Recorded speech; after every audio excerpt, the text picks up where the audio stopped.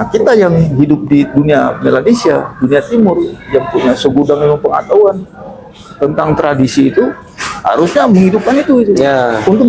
Jadi dia tidak hanya menyejahterakan si senimannya, juga tidak hanya memori sosialnya diangkat, tidak hanya pendapatan negaranya ditingkatkan, dan tidak hanya strategi geopolitiknya juga kita lakukan, tapi juga kita membangun peradaban dunia. Ya. Nah, ini pemerintah daerah harusnya Ketemu lagi dengan beta Bung Rey di Walang bercerita. Apapun ceritanya, yang penting bermanfaat. Karena kemanfaatan itu penting untuk katong sebarkan. Teman-teman ulang bercerita, kali ini katong bercerita. Jadi kalau kemarin bicara soal politik, hukum, dan lain sebagainya, kali ini katong bicara soal musik dan budaya. Industri musik kita di Indonesia ini dari tahun ke tahun, bukannya naik pangkat, tetapi berjalan di tempat. Kali ini di depan teman-teman Bang Yulus Russell, laki-laki sedap dari Malaysia. Jadi teman-teman, kali ini kita mau bercerita lagi-lagi seputar industri musik kita, bagaimana kita melihat ketemu abang ini, pikiran-pikirannya dan apa masukan-masukannya soal industri musik kita di tanah air. Abang sehat-sehat ya? sehat. Selamat Hari Musik Nasional. Selamat Hari Musik Nasional. Ya. Jadi Hari Musik Nasional ini, semoga musik Indonesia harus naik pangkat abang, atau naik kelas. Memang persoalan musik di Indonesia ini saat ini ya jauh berbeda dengan era-era sebelumnya. Ya. Ya, kalau sekarang ini kan industri kreatif itu kan begitu maju ya. Hanya saja persoalannya itu pengawasan terhadap karya-karya musisi di streaming kayak di TikTok, di YouTube, di Spotify, itu memang kurang menguntungkan bagi seniman, khususnya bagi para musisi. Karena itu memang perlu ya perhatian pemerintah membuat regulasi sehingga si musisi itu bisa mendapatkan keuntungan gitu, hak ekonominya gitu. Dan memang lagi diperjuangkan sama teman-teman di Kementerian Pendidikan. Tapi sebelum jauh ke situ abang, karena kita kalau sebelum jauh ke situ yang terpenting itu kita mau, dan teman-teman ulang bercerita harus tahu bahwa apa sih alasannya sudah dari Malaysia sana merantau ke Jakarta terus sekolah, dan alasannya harus terjun di dunia sebagai seorang musisi atau budayawan itu. Oh iya. Kan enggak Iya. orang bang. Jadi begini, dulu gua tuh kan besar di Ambon ya. Oke. Gua Kristen, jadi kalau tiap minggu itu kan kita suka ke gereja. Oke. Ada juga sondak, ada ibadah remaja. Nah, biasanya itu kan ada kegiatan-kegiatan menyanyi. Nah, waktu gue ngeliat orang main gitar itu begitu terpesona gitu. Nah, pada waktu itu gue masih ini aja sebagai umur berapa itu bang? Gue masih umur 7-8 tahun. Ya, masih benar-benar masih dulu ya. SD lah ya? SD ya. SD gue di Ambon, SMP gue di Ambon, SMA baru gue pindah Jakarta. Nah, bokap gue itu dulu punya piringan hitam. Piringan hitam, jadi setiap siang itu kita dengerin lagu-lagu kulit hitam kayak jazz, blues. Ditambah lagi nyokap gue tuh suka lagu-lagu Dian Pesesa, Obi Mensa. Jadi emang musik itu udah diperdengarkan dari kecil. Nah, setelah gue pindah dari Ambon ikut orang tua di Jawa Barat, ada satu kompleks depan rumah gue, itu anak-anak muda semua. Mereka malam-malam sering nongkrong main gitar bolong dan main blues rock and roll. Gue liat keren banget itu kan, pakai gitar bolong tapi tangannya lincah kemana-mana. Wah, akhirnya muncul niat lah gue untuk belajar musik. Gue masuk ke SMA itu berarti ya? SMA. Lalu selanjutnya gue masuk ke IKJ. Gue masuk IKJ, tadinya gue pikir gue masuk ke IKJ biar memperbagus teknik permainan gue gitu. Tahu-tahu setelah gue masuk ke dalam, gue malah melihat sisi lain dari musik. Ternyata musik itu juga berhubungan dengan kebudayaan, musik itu juga berhubungan dengan spiritual kita, pemurnian diri yang bagi gua saat ini sangat penting ya. Gua hidup di tengah-tengah dunia modernitas saat ini kan, ketegangan ya, situasi membuat kita pening kan, kita perlu satu energi yang bisa membuat kita tetap tenang kan. Gua pikir musik itu salah bisa membantu gue. Akhirnya gue pikir ya sudah, ini kayak takdir gue harus bisa. Iya. Kira-kira gitu Bung Rey. Berarti tadinya apa namanya? Tadinya berarti pas di gereja, terus di Ambon di rumah ya masih SMA itu belum terlalu ini ya. Gue masih penikmat aja waktu itu. Jadi penikmat. Jadi penikmat. Setelah itu gue tertarik dengan permainan anak-anak muda sana yang lincah ke sana kemari itu dia gitar bolong, rock and roll kan, Elvis gitu kan, asik tuh kalau main gitar rock and roll itu lima nada tapi muter-muter itu. Gue pikir kayaknya keren juga gue kalau begitu ya kan. Pasti bisa ya, bisa membuat orang terhibur ya, bisa membuat orang menjadi apa gembira gitu kan, dengan alun-alun musik ya. Gue dia. Terus sebelum gue masuk IKJ ini kan, di IKJ itu kan harus bisa partitur ya. Gue sempat belajar piano juga hampir 2,5 tahun. Dan apa akhirnya ya gue diterima di sana. Lalu setelah itu gue belajar musik di situ, gue lanjutkan ke filsafat gitu. Ternyata gue dari musik masuk filsafat. Akhirnya gue berpikir bahwa apa ternyata kehidupan itu adalah musik itu sendiri gitu. Bisa kita lihat hitungan alam itu kan bergerak secara sangat teratur kan, 12 siang malam, ada pergantian siang dan malam secara teratur, cuacanya. Nah kalau sekarang ini kan justru enggak gitu, nggak beraturan Bang. Nggak beraturan itu karena memang manusia sekarang ini udah nggak menjaga keharmonisan alam itu, nggak menjaga simfoni alam semesta. Iya. Nah ini memang, nah itu ada berhubungan juga tuh dengan ekonomi kreatif. Ada lagu apa Bang? Lagu atau musik apa ketika Abang sudah di IKJ kira-kira begini ya, jadi kuliah di IKJ nih, ya kan semangatnya terbangun ketika di Jawa Barat tadi, terus ketika masuk di IKJ, lalu apa musik atau apa ya, atau grup musik apa yang Abang pertama kali jadi fansnya sekaligus musik apa yang Abang pokoknya aku nggak makan yang penting gue dengerin lagu ini kira-kira kalau bicara lagu. Jadi satu hari gue sama bokap gue pergi berburu di Jatiluhur. Bokap gue kebetulan senang menembak. Nah di Jatiluhur itu kan ada apa areal buat menembak. Nah sebelum ke sana gue sama bokap gue pergi ke mall. Gue lihat lagu Jimi Hendrix. Jimi Hendrix, wah gue emang idola banget sama dia.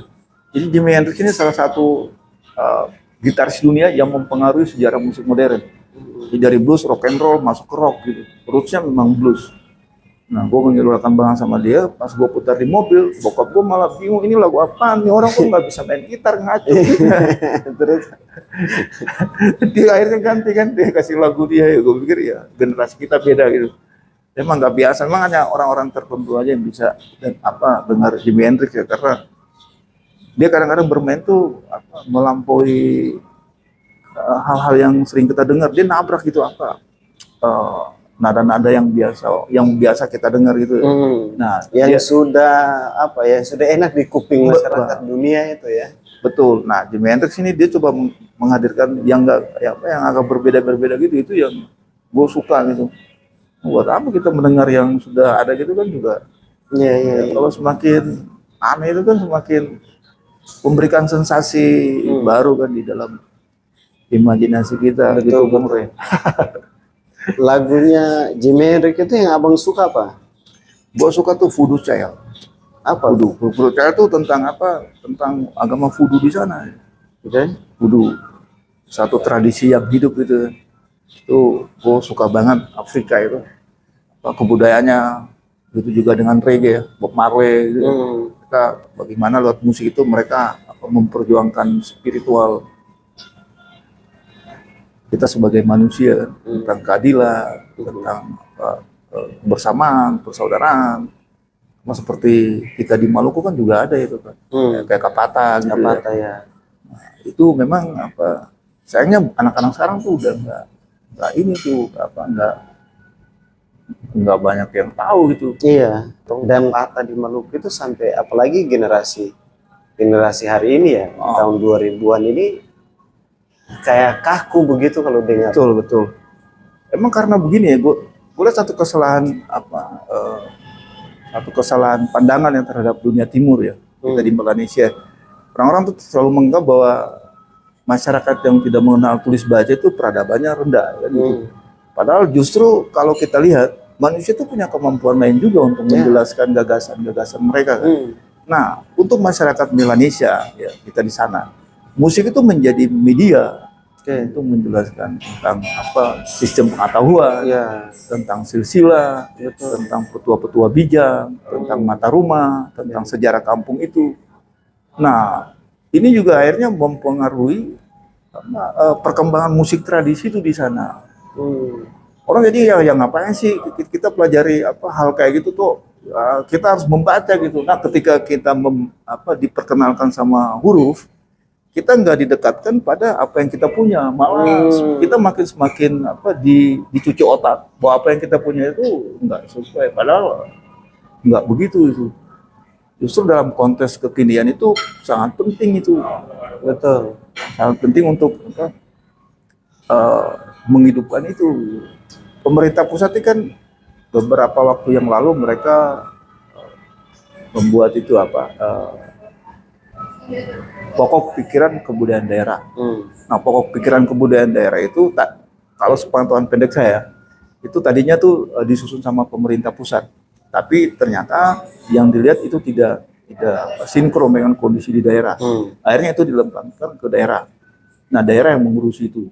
Nah, sebenarnya kan pemerintah daerah gitu, stakeholder di sana, mereka harusnya mendorong itu supaya persoalan-persoalan kayak tadi itu ya, kepatah, nyanyian tradisi, budaya kita yang mulai hilang itu disusun strateginya gitu, strategi kebudayaannya.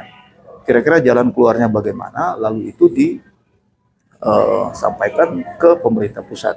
Mungkin langkah awalnya bisa ini ya. Saya ingat dulu waktu SMA di sini di Bampat, itu tiap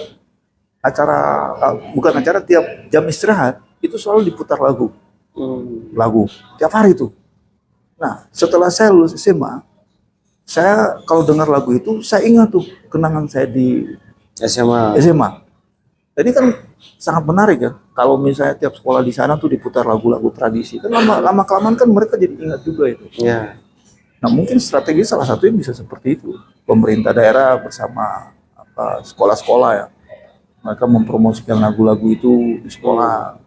Dari kelas 1 sampai SMA, biar perlu di kampus juga gitu.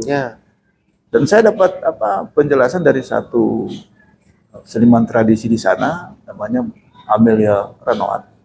Saya tanya waktu saya melakukan penelitian di sana, dia bilang bahwa dia bisa tahu nyanyian adat K begitu banyak karena dulu sebelum dia tidur, mamanya selalu, orang tuanya, bapaknya selalu menyanyikan. Akhirnya dia hafal juga itu. Gue pikir mungkin bisa dilakukan strategi seperti itu ya, supaya jangan sampai hilang gitu. Hilang bahaya dong. Kalau Nietzsche itu kan dia bilang begitu ya, kita telah pergi meninggalkan dermaga itu telah kita bakar gitu. Nah, masa sih satu hari kita nggak rindu untuk pulang? Minimal datanglah 1 jam begitu. Betul. Nah, ini kan artinya berarti kita harus mempersiapkan itu kan. Bukan mempersiapkan, tapi kita harus menjaga itu kan, sebagai benteng gitu, sebagai tempat kita pulang bahwa kita ternyata berasal dari itu. Kalau udah kita nggak tahu dari mana kita datang kan, malah kita bingung kita mau kembali. Ya, makanya musik kan dia satu kalau bahasanya itu musik dan budaya itu kan tidak bisa dilepas pisahkan ya Bang ya. Kalau dari cerita yang baru Abang ceritakan, maka beta bisa, karena budaya kita, bagaimana kita mau tahu tentang kita ini dari mana, bagaimana kita mau tahu tentang kita ini bisa mengingatkan memori-memori kita tentang asal muasal kita kan cuma 2 hal, budaya sama lewat musik itu. Nah, hari ini di daerah juga mau bicara soal musik, di daerah hari ini kan di Ambon aja Bang, itu adalah hal yang paling kaku. Jadi musik itu bagi orang-orang yang pemerintah daerah, sebut saja pemerintah daerah itu, apalagi keseluruhan 11 kabupaten kota, kalau bicara di Maluku itu kayak kaku begitu para pengambil kebijakan ini soal musik. Iya. Abang lihatnya masalahnya ada di mana tuh sampai bisa contoh nih di Ambon sudah ditetapkan jadi kota musik, tapi ya nggak jalan, itu satu. Yang kedua, harusnya Maluku, karena kalau abang ketong dari ke kampung-kampung di Maluku itu, anak-anak muda itu senang sore-sore duduk di gitar gitu. Artinya ada talenta, ini sudah dari sananya kan kira-kira begitu. Iya, iya. Jadi saya sempat ke sana tuh 2 tahun yang lalu. Saya ketemu sama seniman musisi di sana. Memang persoalannya kompleks banget ya. Selain sumber daya manusia, ini juga ada politik yang bermain. Jadi pemimpin-pemimpin daerah di sana, mereka lebih mengutamakan orang-orang yang tadinya membantu mereka mendapatkan kekuasaan itu. Itu satu. Yang kedua, seniman-seniman di sana, mereka ketika diajak dalam sebuah pementasan, itu mereka juga dibayar nggak benar juga gitu. Jadi memang ada kekecewaan si musisinya sama pemerintah, si seniman tradisi sama pemerintah. Jadi ketika saya ke sana, mereka tanya, Bapak dari mana? Dari pemerintah. Mereka udah nggak respon. Ini yang membuat kondisi di sana musiknya tuh nggak maju-maju ya, seperti itu kira-kira. Jadi kekecewaan, siapa ya datang ya udah tahu pemerintah ya udah kecewa. Begitu orang-orang yang punya potensi bagus gitu ya, itu juga nggak diperhatikan sama pemerintah karena mereka dianggap ya lu nggak berjasa sama gua. Dan emang pemerintah itu butuh pemimpin yang bisa ini ya, bisa ya, bijaksana lah, dewasa lah dalam berpolitik. Dia udah duduk di pemerintahan, ya semua orang tuh harus diurus. Ya. Bukan hanya orang-orang yang membantu dia aja. Membantu dia dan dekat sama dia aja gitu kan. Nah itu akhirnya muncullah kelompok-kelompok kecil. Mereka memproduksi lagu sendiri-sendiri. Nah kalau Ambon Kota Musik Dunia itu banyak begini. Itu kan dibantu sama Bekraf waktu itu. Bantu sama Bekraf, alat-alatnya dikasih, hanya saja teknisinya nggak ada gitu. Jadi kalau misalnya kita punya band, kita ke sana kita bawa teknisi. Padahal kan udah selevel Ambon Kota Musik Dunia. Harusnya pemerintah daerah itu kalau menurut saya mereka menyolakan beberapa anak muda belajar recording di sini ya. Lalu digaji, dikasih honor supaya kalau ada yang mau recording tuh mereka tinggal recording aja. Pokoknya difasilitasi sama pemerintah lah. Pemerintah ya. Betul. Nah lalu diadakan festival gitu. Per 3 bulan sekali gitu. Lalu siapa juaranya? Ya difasilitasi sama pemerintah itu. Untuk apa? Untuk rekaman di situ. Kan kalau mereka ngerekam itu kan video klipnya kan juga pastinya dibuat kan. Kan di sana kan banyak pantai yang indah itu. Itu kan bisa dipakai juga itu untuk mempromosikan sekaligus promosi pariwisata. Nah ini nggak terjalin itu, nggak bisa jalan karena itu tadi ada situasi politik yang memang perlu dibenahi. Kalau tidak ya nggak jalan itu. Padahal ambisi besar UNESCO, kan saya pernah baca, UNESCO menetapkan Ambon sebagai kota musik dunia karena UNESCO mendukung program PBB, pembangunan berkelanjutan. Ini kan kayak kita ini kan anomali nih ya, cuaca ya, menentu ya. Nah, eksploitasi sumber daya alam itu dipikir bukan lagi jalan keluar. Yang sekarang harus dilakukan adalah bagaimana melihat kebudayaan sebagai komoditas baru untuk meningkatkan pertumbuhan ekonomi, karena dia nggak eksploitasi pasir misalnya kayak kami di kan. Orang mesti bikin gedung segala macam ya kan, harus bikin perkantoran, hutannya dibabat ya, lama kelamaan kan juga jadi itu juga kan, tertambang dan lain sebagainya. Tambang iya, itu kan saya ada satu situs budaya kami ya, teman-teman Walang Bacarita di Kampung Elar. Itu tadinya jarak pantai, saya pernah nulis di Greenpeace itu. Jadi jarak bibir pantai sama situs-situs tadinya jarak sekitar 10-20 meter. Sekarang itu udah sekitar 3-4 meter. Jadi kalau ombak besar, dia hantam temboknya, berapa kali patah, hancur. Gitu. Lagi kan di sana ada musim barat dan musim timur itu ya. Nah, musim barat, musim timur. Nah, kalau angin timurnya itu sudah naik itu bisa. Itu bahaya begitu. Dan celakanya kita begitu di sana ya. Kita wilayahnya kepulauan, kepulauan, tapi kita bikin kontinental. Ketika kita membangun di wilayah di darat, kita nggak lihat laut kita dicuri ya. Jadi emang gimana? Terbalik. Ya kan? Nah, Ambon kota musik dunia itu masalahnya di situ, dia produksinya juga nggak jalan. Saya pernah satu hari ketemu teman, dia minta supaya nulis itu, saya nulis di satu Maluku, saya sempat menyampaikan kritik juga. Nah, begini kan dikasihkan alat produksi ya, itu kan alat rekaman, kok rekamannya nggak ada gitu, kan aneh juga kan? Ya kita dikasih mesin fotokopi, tapi kok kita nggak pernah fotokopi begitu kan? Ini malah diadakan festival dan lain-lain gitu. Nah, ini nggak jalan. Abang minum dulu. Oh iya, mari kita minum. Ayo teman-teman Walang Bacarita, kita nikmati dulu. Lalu begini Bang, jadi katong hari ini kan mungkin pemerintah kalau bicara soal Maluku atau Melanesia itu, hari ini malah teman-teman di Papua itu malah lebih aktif tuh masalah budaya, musik. Maluku malah sih Ambon jadi kota musik tapi mati gitu. Betul. Jadi yang jadi problem selama ini, apakah sen percaya diri, kan tadi itu problem utama tadi yang abang jelaskan, ataukah mungkin percaya diri atau bagaimana tuh? Wah, Maksud pemerintahnya dan generasi mudanya, atau gua pikir mungkin pemerintah belum melihat ini ya sebagai sebuah potensi besar ya, industri musik ya. Ada ambisi teman-teman di kementerian waktu itu Bekraf. Kebetulan ada teman saya juga ke sana ya, ketemu Pak Richard Wanapesi.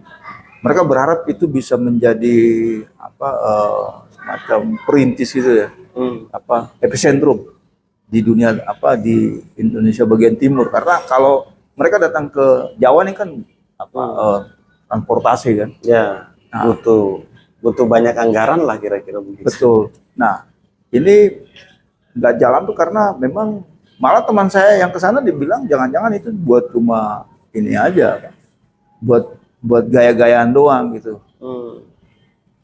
Harusnya kan ini dia sebagai sebuah potensi besar itu. Amerika aja industri musik memberikan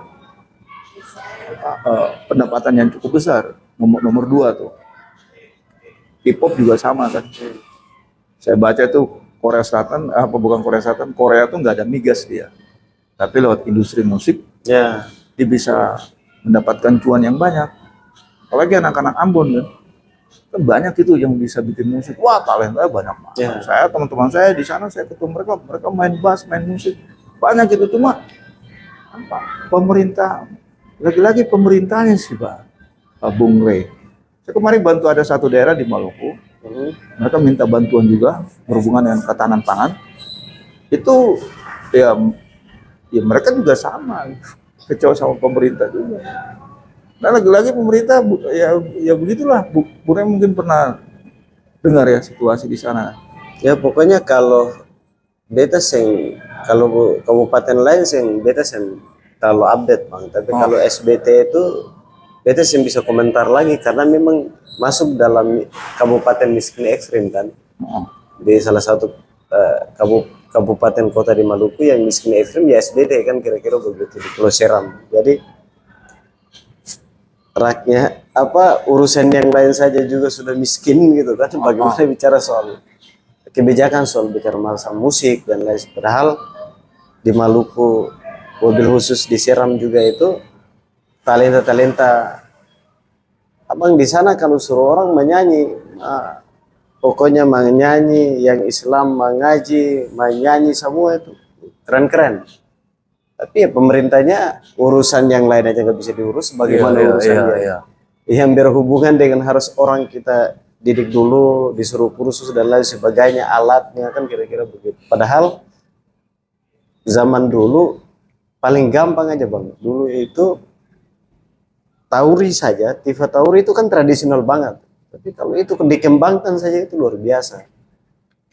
Tapi ya itu aja yang bisa dikembangkan, apalagi yang lain. Kira-kira bicara. Batas semangat. Nah, ini problem katong di sana sih. Jadi pemerintah begini, kalau lihat ketompo kepala daerah di Maluku itu atau Melanesia bang, kalau ada di Jawa sini berangkat ke Jawa itu kan senangnya karaoke, kira-kira begitu, Ya, suka ya. nyanyi ya, lebih hobi mereka lah. Tapi kenapa kan berarti mereka ini suka musik, iya kan? Kenapa sampai urusan yang sudah ini jelas ini untuk pengembangan budaya lewat musik dan lain sebagainya, promosi kebudayaan, promosi daerah dan terutama masalah wisata itu lewat musik itu jalan yang paling, kalau tol itu mungkin tol paling bagus lah kira-kira Ya, ya. begitu kan. Nah, tapi nggak digarap. Kayaknya Adi sampai sekarang tuh bingung bang, apakah ini pemerintah daerahnya atau pengambil kebijakan ini dia sukanya nyanyi tapi dia tidak paham soal, kayak abang cerita tadi kembali lagi bahwa abang ke gereja terus dengar lagu sampai abang masuk ke IKJ dan abang sudah paham betul bahwa iya ternyata lewat lagu ini dan dari beta kecil beta dengar sampai beta kuliah ternyata lagu ini bisa membuat katong sadar, membuat katong tahu bahwa ya lo harus begini begitu. Ya. Jangan-jangan pemerintah daerah atau pengambil kebijakan dari Malaysia khususnya Maluku itu suka nyanyi tapi lo bisa mengerti. Memang ini Akhirnya dalam kebijakan ini tidak sedang senggarap. ya memang apa potret di daerah begitu ya. Dan akhirnya teman-teman di pusat mereka membuatlah langkah-langkah strategi selanjutnya. Jadi ada yang dibuat namanya sekarang itu LMK, Lembaga Manajemen Kolektif, Oke. yang khusus menangani seniman-seniman tradisi. Jadi ada tiga ini tuh apa? Tiga item tuh tentang komposer, produser, sama pemain. Nah, mereka-mereka ini akan dibantu sama pemerintah pusat untuk menghidupkan budaya-budaya lokal, khususnya musik tradisi itu. Nah, ini menarik yang saya suka dari pemerintahan Jokowi ya. Mereka melihat seperti yang tadi kita omongin itu ya, pemerintah daerah yang entah kenapa mereka tidak terlalu peduli. Nah, negara berpikir bahwa ini harus terus didorong gitu. Jadi saya pikir ke depannya ya pasti ada perubahan yang lebih baik gitu. Tinggal bagaimana si seniman tradisinya ini aja terus berkarya sehingga itu bisa didorong. Kalau misalnya kebijakannya udah jalan tapi nggak ada karyanya, apa yang kita jual? Iya, cuma itu kan biar gini kan, biar musisinya dia semangat, tapi kan kalau pengambil kebijakan di daerah juga sing dorong kan sama aja bang, Betul. jadi Nah, problem. Nah, ini ada kerjasama dengan Kementerian Perhubungan juga ya. Jadi Kementerian Perhubungan, kalau program ini jalan ya, ini kan lagi dalam proses pengurusan notaris. Kalau dia udah jalan, nanti Kementerian Perhubungan dia akan menyurati atau kantor yang di bawah dia itu instansi-instansi untuk memutar itu. Memutar di ada 13 itu ya di keramaian, di hotel, di restoran, seminar, di bandara udara, di pelabuhan, stasiun kereta dan lain-lain. Jadi emang teman-teman di Jakarta ini juga memikirkan itu. Jadi perubahan itu ya semoga aja bisa seperti yang kita pikirin ya. Situasi daerah yang seperti itu, pusat mendorong pelan-pelan, ya berharap ini bisa lambat laun membuat pemerintah daerah juga ikut bertanggung jawab gitu, nggak hanya sekedar menikmati musik secara pribadi gitu kan. Gue senang musik gitu, ya gue datang dan gue karaoke, habis itu ya selesai. Ya. Padahal bicara musik itu ya itu tadi yang abang cerita kasusnya di Amerika tadi, di Amerika. Iya Amerika ya. Itu aja pendapatan dia. Itu gue denger diskusinya Ahmad Dhani sama siapa itu, sama si vokalis siapa gue lupa tuh. Vokalis ini anak IKJ juga nih 94 nih. Gue lupa namanya tuh. Nah, dia ngomong begitu. Jadi kata Ahmad Dhani itu penyanyi-penyanyi K-pop sekarang itu dulu orang tuanya tuh diajak pergi ke Amerika, dibayar sama pemerintah. Strateginya begitu. Karena orang tuanya suka musik, terus dibilang ya udah, Pak, lu mau nggak dibayar sama negara ke sana, lu belajar musik, lu ajarin anak-anak lu, setelah itu lu pulang. Jadi memang mereka punya strategi. Korea Selatan itu kan udah dari dulu ya, nggak langsung begitu ya. Mereka ada langkah-langkah yang mereka atur. Nah kita ini kan enggak gitu. Ini ngeliat perhatian aja enggak gitu. Gimana bisa ke sana? Namanya musik itu melekat dalam diri manusia sejak lahir. Kan kira-kira begitu kan. Sejak lahir itu manusia sudah lahir dengan musik. Kan kira-kira begitu. Nah, sampai hari ini musik itu bisa pendapatan negara tadi kalau bicara soal studi kasusnya tadi di Amerika dan di Korea. Ke depan kira-kira perlu abang lihat hari ini dan ke depan masalah industri hari ini era digital, dan abang melihat industri musik ini bagaimana dan pemerintah daerah harusnya bagaimana? Saya lihat harapannya pasti akan baik-baik aja ya. Karena negara juga terus mendorong itu. Ya, emang ini sangat dibutuhkan peran dari seniman-seniman tradisi juga maupun pemerintah daerah, sosialisasi, LMK, Lembaga Manajemen Kolektif. Nah, kalau mereka seniman-seniman tradisi ini ikut tergabung di situ, secara nggak langsung kesejahteraan mereka juga bisa semakin lebih baik. Yang kedua, tradisi dalam hal ini musik ini kan dia tidak hanya berbicara soal emosi gitu ya, perasaan cinta, tapi musik itu kan punya ini juga tuh Bung Rey. Kayak tadi kita bilang ya, memori sosial ya. Bisa mengingatkan kita sehingga nilai-nilai kebangsaan kita tuh ikut kuat juga gitu. Kita nggak hanya sekedar produksi musik lalu orang mendengar, orang terhibur gitu, mendengar syair-syair itu. Ya, tapi dengan musik juga ikatan emosional sebagai sebuah bangsa itu kuat di sana. Lalu secara geopolitik juga, kita kan era sekarang ini kan kita sering dengar ya, perang kayak Rusia sama Ukraina. Itu kan masalah sumber daya alam kalau nggak salah ya.